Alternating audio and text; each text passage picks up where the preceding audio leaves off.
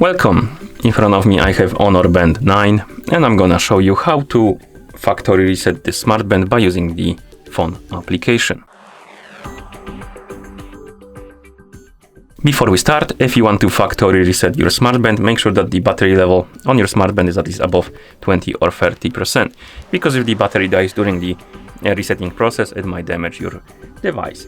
Another thing to mention is, of course, that if you want to use the phone application to factory reset your smart band, your band needs to be paired with your phone. Okay, now let's continue with our reset.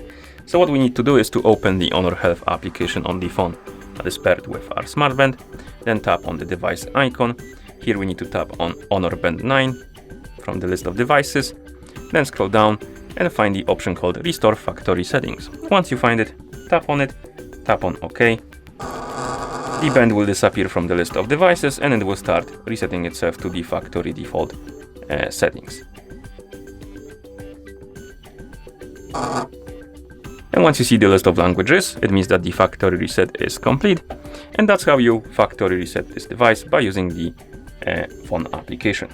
Thank you for watching. If you found this video helpful, please consider subscribing to our channel and leaving the like on the video.